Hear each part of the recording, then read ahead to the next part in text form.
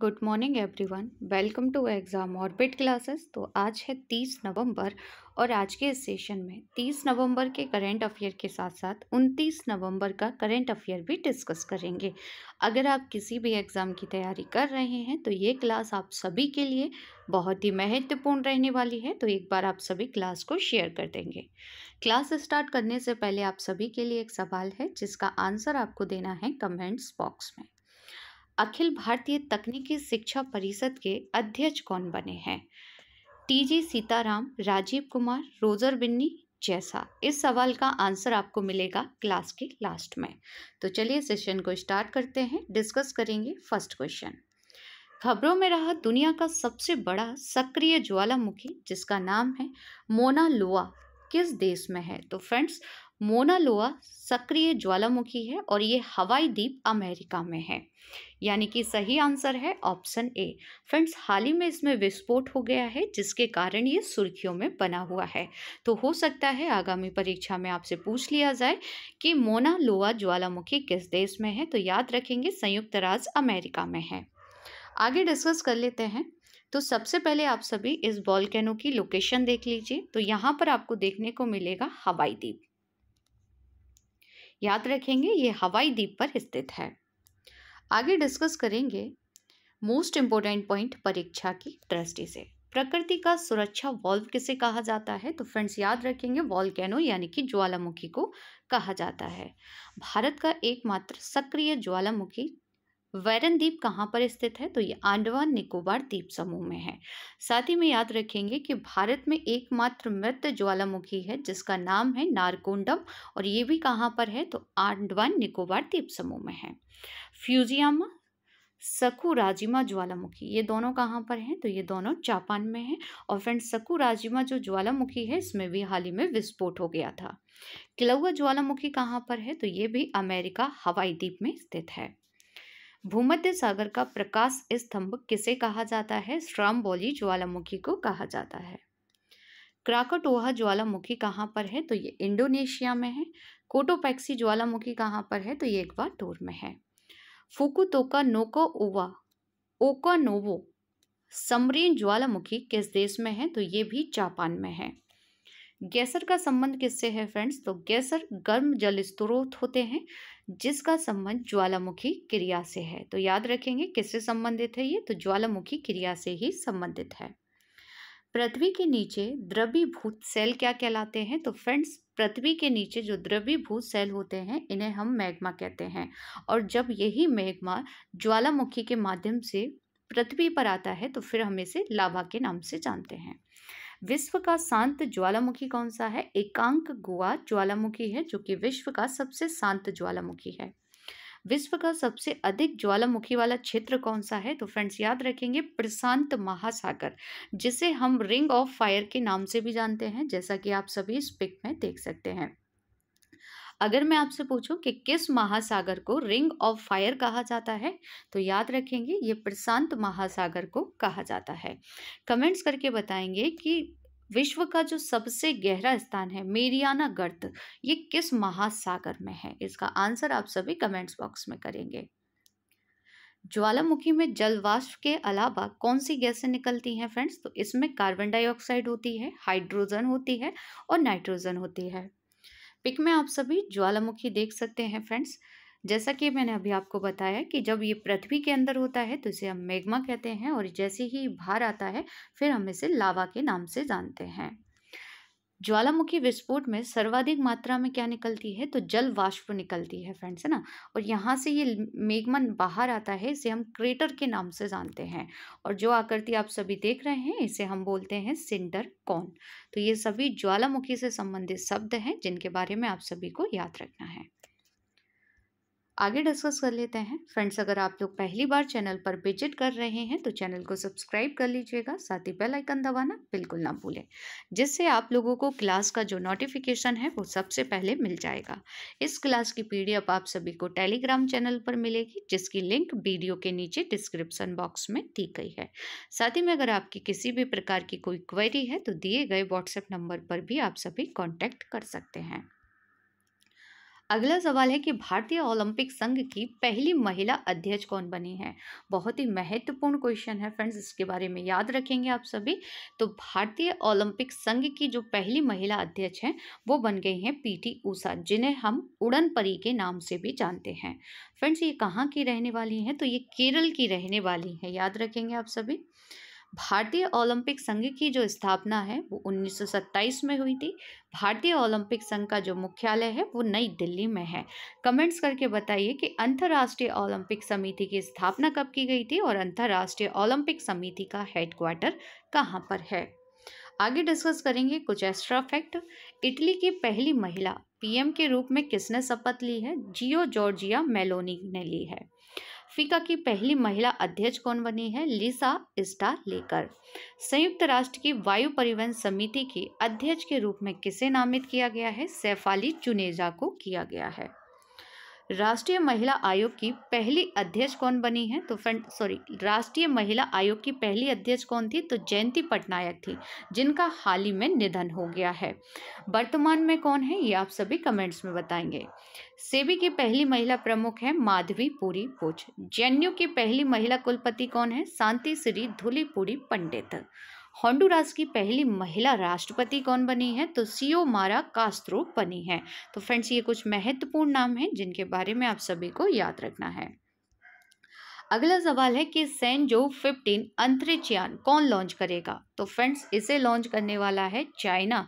और फ्रेंड्स, इस अंतरिक्ष यान में 3 अंतरिक्ष यात्रियों को चाइना अंतरिक्ष स्पेस में भेजने वाला है। जो चाइना का अंतरिक्ष स्टेशन है, जिसे हाल ही में चाइना ने बनाकर तैयार किया है, वहीं पर ये 3 अंतरिक्ष यात्रियों को भेजा जाएगा। फ्रेंड, चाइना का जो अंतरिक्ष स्टेशन है इसे किस नाम से जानते हैं? तो इसे तियांगोंग के नाम से भी जानते हैं, हेबनली पैलेस के नाम से भी इसे जाना जाता है, जो कि चाइना का नया स्थायी अंतरिक्ष स्टेशन है।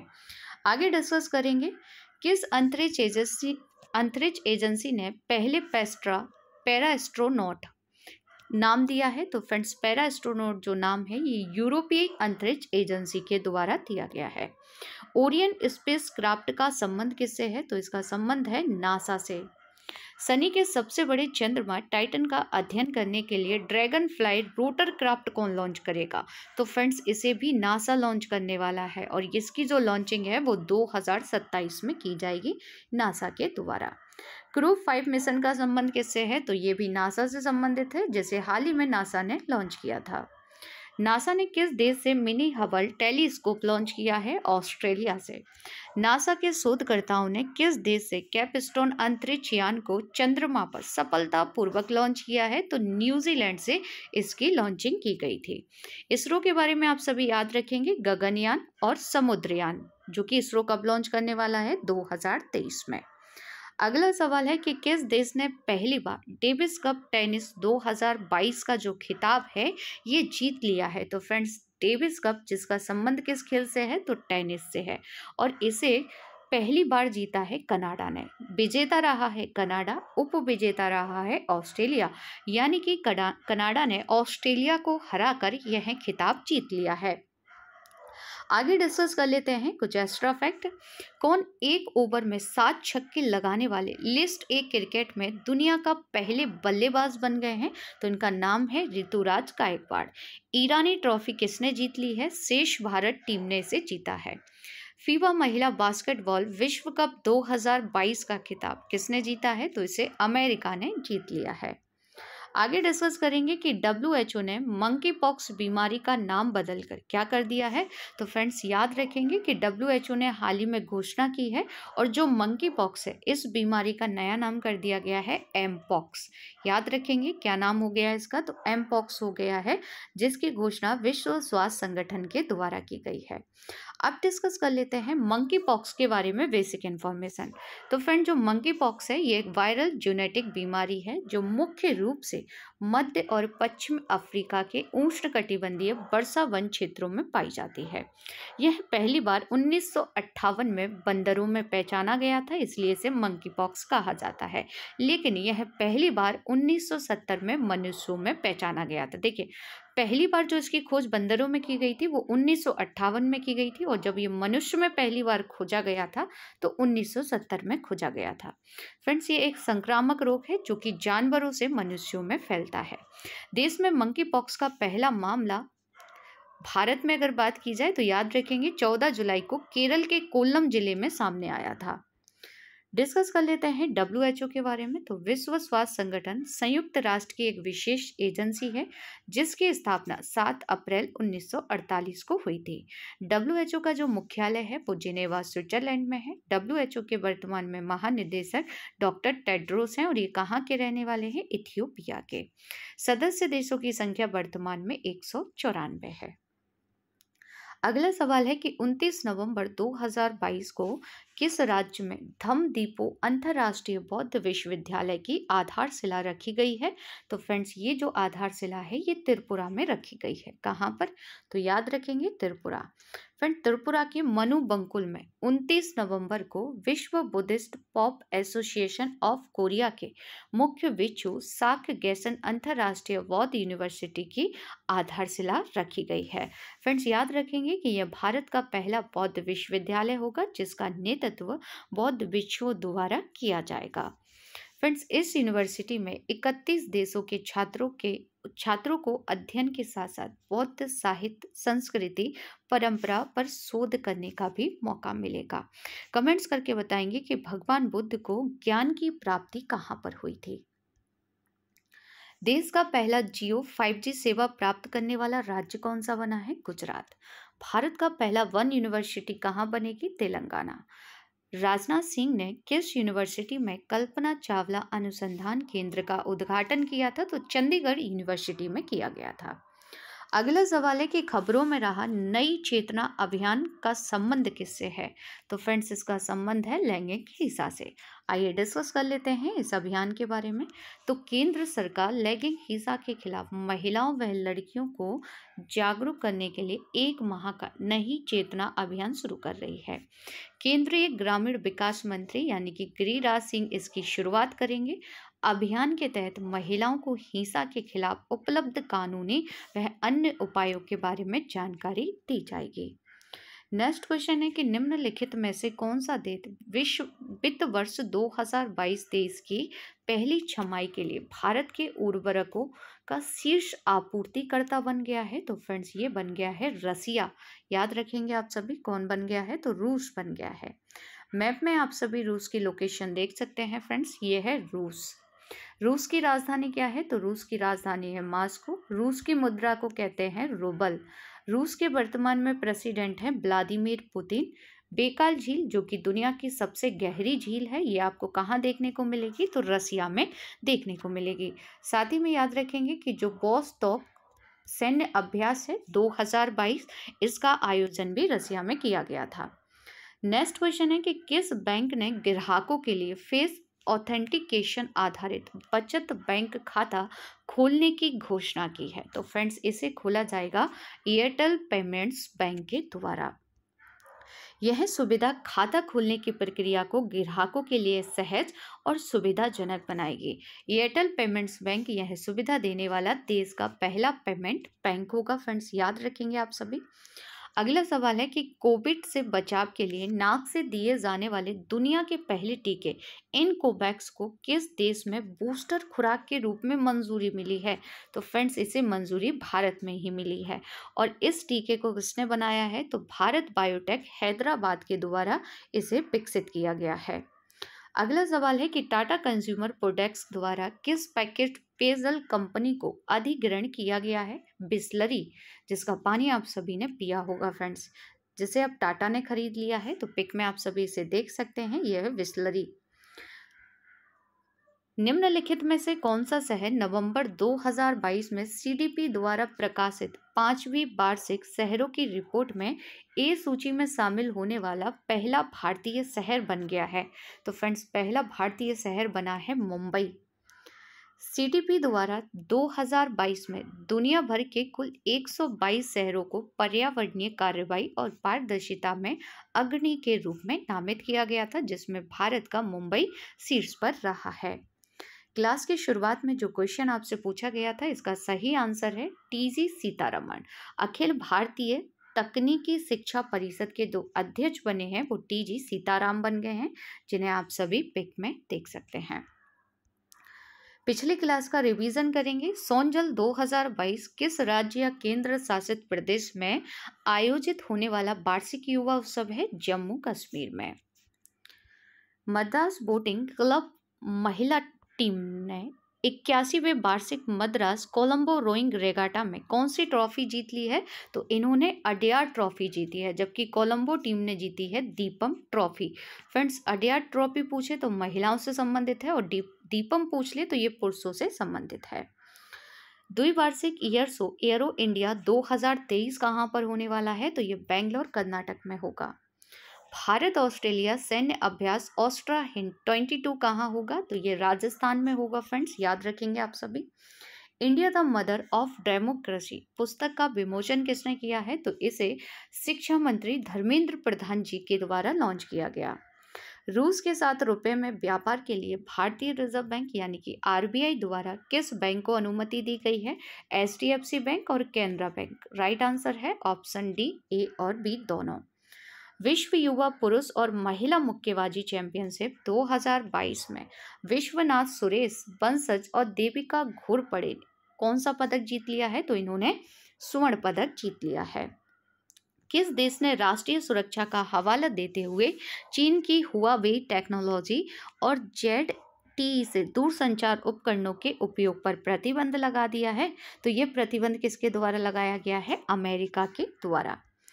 59वें एशियाई पैसिफिक ब्रॉडकास्टिंग यूनियन महासभा 2022 की मेजबानी कौन कर रहा है? तो भारत कर रहा है। फ्रेंड्स, हाल ही में विक्रम गोखले का निधन हो गया। यह कौन थे? तो ये प्रसिद्ध अभिनेता थे, जिन्हें आप सभी पिक में देख सकते हैं। G20 के राजदूतों ने किस द्वीप पर भारत की G20 अध्यक्षता का स्वागत करने के लिए शंख बजाया? स्वराज द्वीप, जिसे हम हैवलॉक द्वीप के नाम से भी जानते हैं। अब डिस्कस कर लेते हैं टॉप 10 स्टैटिक जीके क्वेश्चन। 1971 की जनगणना के अनुसार लोकसभा में सीटों का आवंटन किस वर्ष तक यथावत रहेगा? 2026 तक। अविश्वास प्रस्ताव किस सदन में लाया जाता है? लोकसभा में। 1857 के बरेली विद्रोह का नेता कौन था? खान बहादुर। महारानी लक्ष्मीबाई का जन्म कहाँ पर हुआ था? वाराणसी, उत्तर प्रदेश में। आम का वानस्पतिक नाम क्या है? तो मैनजीफेरा के नाम, इंडिका के नाम से इसे जाना जाता है। अब आप कमेंट्स करके बताइए कि तुलसी का वानस्पतिक नाम क्या है? श्रीमती इंदिरा गांधी के समाधि स्थल का नाम क्या है? तो इसे शक्ति स्थल कहते हैं। संसद के दो सत्रों के बीच अधिकतम अंतराल कितना हो सकता है? 6 महीने। लोकलेखा समिति किसके समक्ष अपनी रिपोर्ट प्रस्तुत करता है? लोकसभा अध्यक्ष के समक्ष। अंतर्राष्ट्रीय महिला दिवस किस तिथि को मनाते हैं? 8 मार्च को। क्षेत्रफल की दृष्टि से भारत का सबसे छोटा राज्य कौन सा है? फ्रेंड्स, तो गोवा है। अब आप सभी के लिए कुछ सवाल हैं जिनके आंसर आपको देने हैं कमेंट्स बॉक्स में। सारंग भारतीय फिल्म फेस्टिवल का आयोजन किस देश में भारतीय दूतावास द्वारा किया गया था? अगला सवाल है कि किस सरकार द्वारा अरिटापट्टी को जैव विविधता विरासत स्थल घोषित किया गया है? सिक्किम, तमिलनाडु, मध्य प्रदेश या उड़ीसा? इस सवाल का आंसर आपको देना है कमेंट्स बॉक्स में। निम्नलिखित में से किसने भारत में कृषि उत्पादन बढ़ाने के लिए सदाबहार क्रांति शब्द का प्रयोग किया था? नेक्स्ट एंड लास्ट क्वेश्चन है कि हरित सोना क्रांति का संबंध किससे है? कपास के उत्पादन से, स्वर्ण के उत्पादन से, नारियल के उत्पादन से या बांस के उत्पादन से? तो फ्रेंड्स, इन सभी के आंसर आपको देने हैं कमेंट्स बॉक्स में। फ्रेंड्स, 6 महीने का जो करंट अफेयर है जून 2022 से लेकर नवंबर 2022 तक का, तो इस करंट अफेयर की क्लास आप सभी देख सकते हैं, चैनल पर आ चुकी है और इसकी जो लिंक है वो आपको वीडियो के नीचे डिस्क्रिप्शन बॉक्स में भी मिल जाएगी। साथ ही में जो गणतंत्र दिवस समारोह आयोजित किया जाता है, इसके जो मुख्य अतिथि हैं, इससे संबंधित भी वीडियो बनाई जा चुकी है, जिसे आप सभी देख सकते हैं चैनल पर। फ्रेंड्स, आप सभी को मिल जाएगी। रोज रात 10 बजे स्टैटिक जीके की क्लास होती है। ये क्लास लाइव रहती है। इस क्लास को भी आप सभी अटेंड कर सकते हैं फ्रेंड्स, अगर आप किसी भी एग्ज़ाम की तैयारी कर रहे हैं। तो आज का ये सेशन आप सभी को कैसा लगा कमेंट्स करके ज़रूर बताइएगा। अगर क्लास अच्छी लगी हो तो क्लास को ज़्यादा से ज़्यादा शेयर कीजिएगा, लाइक कीजिएगा और चैनल को सब्सक्राइब ज़रूर कर लीजिएगा। मिलते हैं नेक्स्ट सेशन में, तब तक के लिए थैंक यू सो मच।